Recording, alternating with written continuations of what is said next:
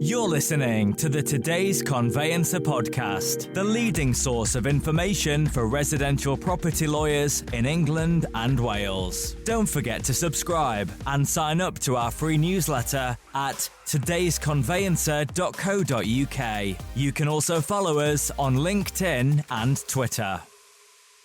Hello and welcome along to the latest Today's Conveyancer podcast. Today I'm delighted to welcome Paul Addison to the podcast. Paul is the MD and founder of DevAssist. And Paul, you'll explain a bit more about DevAssist to the uninitiated. But the discussion today is about your experience as a land buyer. You've got this mantra about never being able to buy a view. And I know DevAssist obviously plays a huge part in helping consumers and conveyancers with that part of the buying process. Thank you very much indeed for joining the podcast. Thank you. Great to be here.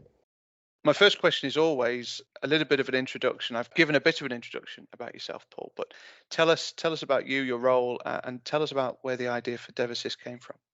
I started off life in property. I was very, very fortunate to get a job with Crest Homes back in the early 90s, I think it was. It was probably about 1990, as a trainee land buyer, doing their sort of apprenticeship scheme. Land and development was something I was always interested in, so I was just thrilled to get that job. It was my dream, and they offered a fantastic training schemes, one of the best there was really in the industry at that time. So that was my job. My job was to go out there and identify where development opportunities could take place, acquire them, prospect, write to people, knock on doors, and then take it through the planning system.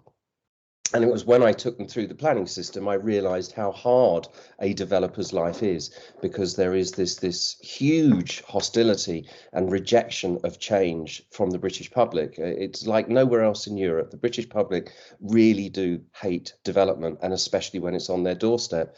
So DevAssist was formed really from my experience of 25, 30 years of hostility against me. Literally, and major hostility, spat at, sworn at, hate campaigns. There is a lady that works for Lend-Lease, and she even had death threats. So the level of hatred was really in my mind, and the disappointment that you could spend a year promoting a site for planning, only to see it refused by the local committee and then in the appeal process, etc. So DevAssist was formed literally from the stereotype 3 o'clock in the morning, eyes wide open, epiphany, where I realized that I had the skill base where I could educate people about a location. I can just apply those skills of being able to spot development opportunities, knowing where to research with councils for certain documents that would, again, give us an insight into what's happening in a location, and then to put that together in a nice, easy to read report that would make Mr. and Mrs. Average able to view a location in the same way that a developer does. And that's what we do. And here we are 10 years on. We've got a massive following of lawyers all over the country that use us. You described some of the hostility that you faced. I mean, public enemy number one comes to mind. Yeah, absolutely. I used to purposely turn up to planning meetings in, drabby clothes, torn jeans, etc. I'd never go in the suit, because as soon as you go in the suit, they know who you are. You might have recently seen, I'm a big fan of watching Clarkson's Farm, and when he had to sit up there in this public meeting with so much hostility in the room towards him, and you could see how drained he was. That's everything I had to live with daily, and it really is draining. I do know of a guy, a lovely gentleman, who tried to do the same as Clarkson and embrace his local community. He had a massive mushroom farm, huge mushroom farm, and he was looking to propose a major settlement upon it. It's now built. This was some time ago, but he was under so much pressure at that public meeting, he had a heart attack and died. So the level of pressure that is on you by promoting these sites. But the bitter pill for the public is we still need housing. We are still not building enough housing. We are building less than we were post-war. And every party, no matter what colour, whether they're yellow, red or blue, they're all going to be pushing for more housing. You're taking the next question right out of my mouth, which is that we simply don't build enough houses in the UK. No. We are so slow. Each government have made mistakes. John Prescott, and I do say this through gritted teeth, actually, because I was never a big fan of him. But when he actually became Secretary of State and he introduced a new national planning policy guidance, it really shifted the industry and it forced good use of land.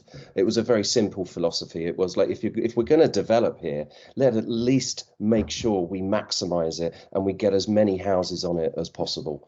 But of course, with comes that is all the objection from the locals who are going to say, oh, that's way too many car traffic movements. Think of little Johnny trying to get to school and all the schools don't have the space, etc. We had David Cameron, and he made a massive shift. He introduced the National Planning Policy Framework, and I have never in my whole career seen such a power shift away from local authorities and back into the hands of the developers. Putting it very simply, what it created was an automatic presumption in favour of development. That sounds quite logical, but what we used to have was a system where you'd go to the council and they automatically said no. You can't have this, over my dead body, etc. What they're now told is that they've got to positively engage with developers, and through the application audit, if you like, see if there is a justifiable reason why it shouldn't be refused. If they can't find it, then the presumption is in favour. And this is why we are now seeing more greenfield development than I've ever seen in my career. And personally, I'm against that because I've always been very much an urban developer in my past. I would go and create developments where, by assembling properties. One of my favourite sites was in Carshalton, where there used to be an old medical research centre. It was a disgusting looking building built in the 60s. They did lots of sort of horrible work and testing on animals, etc. And it was a real blot on the landscape. It looked ugly. And we dropped it and we built 36, beautiful, lovely, quite elitist, I admit, but they were 36 beautiful luxury homes. And I'm still very proud of that one because it was, taking something horrid away and bringing it back. But yeah, that's something I would like to see more happen, more use of the urban area and less pressure on the countryside. Talking about that presumption to approve, that's exactly what you tap into, isn't it? You look at a property and you look at the surrounding area and Yes. You are looking for what opportunities there are. We might assume that a planning report is going to identify that Tesco's would put their application in for their latest supermarket, but you actually go into a higher level of detail. You've really hit on our, the key feature of what we do. The analogy I always give is if you go to the doctors, you don't want your doctor just to take your temperature and say, right, I've taken your temperature, that's okay, on your way. What you want is the doctor to take your temperature, look into your eyes, look into your mouth, your ears, take your heart, etc., etc., etc. And that's what we do. Planning data is vital because it tells you the motivation that exists in a location. And it shows you what applicants desire to get approved upon their land. But it's only as good as the activity of an applicant. If someone has never submitted a planning application, it won't be revealed in the planning data. And that's what we do, is we then go into that council's sort of effectively their virtual back room, and we will look at emerging policies, we'll look at the national policies, and we look at, it's a key document that very, very few people know it exists. It's called a Strategic Housing Land Availability Assessment. There are variations of it, such as a strategic housing and economic land assessment. Very simply, it starts from an invitation, a call for sites, and that's where a council will go out and invite major landowners, employers, farmers, estate agents, surveyors, solicitors, anybody on their database to throw their hat in the ring and say, I've got some land and I'm happy to see it developed. It then goes through this assessment process, and what comes out the other end is land that the council has identified as suitable and deliverable for housing. But there's been no consultation on these sites. They won't be revealed in planning data because there's never been a planning application. And yet here we are with evidence that this land has a motivated landowner and a council that has, to all intents and purposes, approved the spirit of development upon it. Obviously, there's lots more work that would need to be done, such as ecology and design and highway reports, etc. So it doesn't follow that all of these sites will be approved, but it's a critical document to investigate. And That's what we do. We look at these documents and we will reveal really surprising sites that people are not expecting. We've had numerous cases of, I was going to call them public open spaces, but I'm going to go a step further and actually call them recreation grounds. We are talking fully equipped play areas, and they've been identified as suitable for development. And yet people living directly opposite still don't know that that site has been proposed for development. I've seen you present, Paul. We were chatting before we started recording that you used to do a number of CPD sessions. And one of my favourite presentations I saw you do was around ransom strips. Yes. And of course, everybody loves a ransom strip, don't they? And I remember going away from the talk and actually going and looking around in my local village and just seeing where there were potential ransom strips to explore. They are. It's a daily part of the language in developer world, because they are incredibly valuable and small pieces of land. And again, the British public just doesn't see it. What the British public will see is a cul-de-sac, and they'll see a lovely place and they think, oh, a house at the end of that cul-de-sac, what a lovely place to live. But they haven't looked beyond the end of that cul-de-sac as to where that access point could then grow and create a phase 2 of development. And developers love them because once you own them, that's it. You're in control of that site. They're incredibly valuable, and I'm guilty of exploiting them many times in my career. Typically, then, what do your reports uncover? Have you got statistics around how often you identify an opportunity? Yes, we have, and it's something we've started to run every single year. Beginning of January, Georgia will go through the thousands and thousands and thousands of reports that we did over the previous 12 months, so that we've got a yearly stat that we can hit people with. And it has consistently ranged from 29 to 32%. Now, that's only the high risk sites. Probably 80 to 90% of our reports will reveal some form of development risk, but it could be a negligible risk or it could be a very low risk, a theoretical site that somebody needs to be aware could be promoted, but is unlikely to for various reasons. So we're only talking about the high risk sites, these are the guaranteed development sites that are coming in the next few years. 32% of our reports will find one or more of those within 75 metres of the proposed purchase property. So it's a staggeringly high hit rate.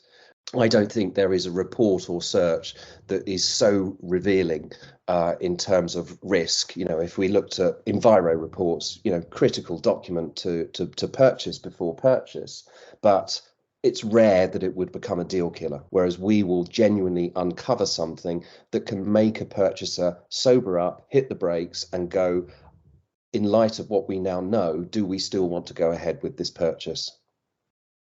I'm going to come on to CPRs in a second, because there's a big driver towards upfront information. You've got the National Trading Standards and Estate Agents and Lettings team talking about parts A, B and C. But let me ask you first about the word risk, because you use it in quite a negative connotation, but actually the reports also identify opportunity ultimately, don't they? For example, for a probate property. Absolutely, yeah. What we do is we don't only look outside the boundaries of a property, we'd also look inside. So it may well be that Mr. and Mrs. Average are unknowingly buying a property that actually has huge development potential. And if it's your main residence, the first half hectare is still tax-free. So it can be a massive wealth creator for people to then see that, actually, if I did take this through the planning system or opt to have a developer do that for me, we could become millionaires. And over my career, I have made many millionaires, literally by sending them a letter and saying, can I come and have a chat about the development potential that exists with your land? One of the first deals I ever did, and this was on probate, and as you rightly point out, we do have a product that deals with probate. The purpose of that product is to protect the executors from underselling a property. And to put this into a real life example, once I broke away from corporate life and set up on my own, the first deal that I took over the line and got planning for was in East Molesey. It was for 7 luxury townhouses, But it started with one existing, quite tired, detached house. It had a very famous painter that used to live there and do all of his artwork. And it went through probate and it was sold for 750,000. By the time I got involved on it, I offered him 1.25 million for it. Within a year of buying the property at 750, it was the early stages of my business, and I actually then decided not to build it, but to actually sell it on with the benefit of planning, and sold it for 1.75 million. So in the spate of 2 years from that property being sold at 750, the actual land value of that property was 1.75 million. Now, the people who have lost out are the beneficiaries of that will, potentially the executors. And then, of course, you've got the risk that sits with those executors, because if HMRC did come knocking, they have undersold that property. Risk is a very subjective word. All we're pointing out is there is a development risk, and it's highly likely that it's going to be developed in the next 3 years. We never say, don't buy this property. It is up to the buyer to make an informed decision based upon the information that we provided them. So let me come back to consumer protection regs then. And this is at a time when conveyancing is becoming increasingly complex. We've got parts A here and parts B and C coming. How much does the work that you do you think, play a part in helping home buyers to make an informed decision? I think it's critical.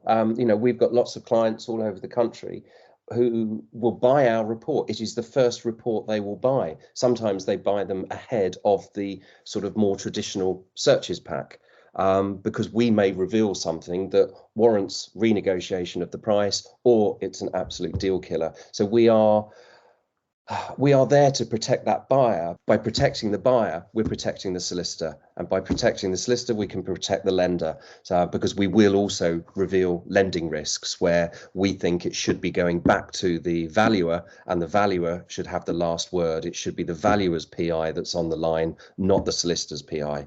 So we do cover that as well. I've got a client in London, and he absolutely nailed it. And he said, I don't practice law anymore, I practice risk. And that is exactly it. And that was how I was trained. When you buy land, it's all about risk elimination. It's identifying problems, solving problems. And if you can't solve them, it's reporting upon them. So the big management that used to exist above me in corporate world, I was then able to present to them, these are the risks that you now need to make an informed decision upon as to whether we go ahead with this site purchase or not. I mean, there have been plenty of examples of people who've successfully claimed against the solicitor for That's having right. purchased a property. One of the famous ones I remember was a wind farm had gone up about a quarter of a mile away, something like that, that blighted the landscape. I mean, you can't buy a view though, can you? And you can never guarantee it. There are some protected or restricted views. There is a protected view in Richmond Park, and there are protected views towards St Paul's Cathedral, but it doesn't stop development. It just means that development is limited. So, for instance, with St Paul's Cathedral, development is limited to the amount of stories that you can build to, but you can still build. What you can't build is a new shard or a new gherkin that could block that view, but you can still build up to that level, and it may be still 7 stories. So, but yeah, there is no view. You cannot be protected from it, and that is the most common disappointment that we reveal to property buyers, is that lovely view that you fell in love with when you spent 3 minutes viewing that property is not safe. It is going to disappear, and it is likely to disappear within the next 5 years. You talked about central London there and St Paul's. Is there an area that you're particularly sort of focused on when it comes to your business? No, because we are continually surprising ourselves by what we find. Areas, people always naturally assume when they hear the words Greenbelt, Area of Outstanding Natural Beauty, National Park, the assumption of Mr. and Mrs. Average is, development won't be allowed in those locations. But that is not true. Development is allowed in those locations. It's just further controlled. But to give you an example, it was one of my favourite case studies, and it was only a year or so ago we found it. It was in Folkestone, which is, it's not a wealthy area. So it's not an area that will have developers knocking on the doors down there trying to build large developments, because there just isn't enough wealth there for them to take the risk of trying to sell 200, 300, 400 homes. But we did a report on a very modest flat. It was a conversion flat, grade 2 listed. classic sort of Victorian seafront villa, I would call it, but it had been converted into flats. What this property had was two views, front and back. It had a view to the back over a car park and a view to the front over the beach, straight directly over the beach with sea views. So it was literally flat, road, beach. What could possibly go wrong there? Well, we went into the planning data and that revealed that the first half of the beach actually had planning, an unimplemented planning consent for 1,000 flats. Wow. There was going to be no more sea view, 1,000 flats to be built, but it had never been implemented, probably because developers don't want to invest in 1,000 flats in Folkestone. But there is this live planning consent sitting there waiting to be implemented. And I was so shocked by what we found. I actually went to the location to double check, was there a visible clue that Mr. and Mrs. Average, who fell in love with that flat and those wonderful sea views, could have seen that would have told them and pre-warned them? And there was nothing on the ground. I thought there would be a site acquired by or land for sale for development, or even just a planning notice on a lamppost. There was no visible clue that that beach was going to be developed and that view was going to be removed. And I could go on all day about water views where people are, thinking that they've got a safe view over a river, a canal, a loch, and we've come along and found that there is actually planning there. And in those cases, coming back to the risk point with the solicitor, that's when people will get very emotional post-purchase and start looking to the solicitor to say, why didn't you tell me about this? And really, that's where our protection comes in. It's our PI that's got its neck on the block, not the solicitors. Wasn't there something in the planning reforms about local communities having more control over where development can happen, which would make issues like the one you've just identified, these 1,000 flats, be less high risk? There was, you're absolutely right. What Cameron in the NPPF created was an opportunity for communities to take control. But what there was also a carrot and a stick there. The carrot was, you can decide where the development is going to take place. The stick was, if you don't decide where it's going to take place, I will. All local councils were forced to work out their housing needs supply. So basically there was a housing needs survey that would say, we need to build this many homes in the next 5 years and the next 10 years and the next 15 years. So what that created was a target. It was a minimum. It wasn't a maximum. So let's say there was a typical council and it had a target of 5,000 homes. What they would do, because they have to hit this 5 years, if they don't have a auditable, defendable supply of housing, there is an automatic presumption in favour of development. Basically, benefit will outweigh harm. So if a council only had a 3.5 year supply, I could come along, identify a field, it could be Greenbelt, it could be an AONB, I could propose 200 houses on it, and the council would be obliged to approve it because benefit outweighs harm.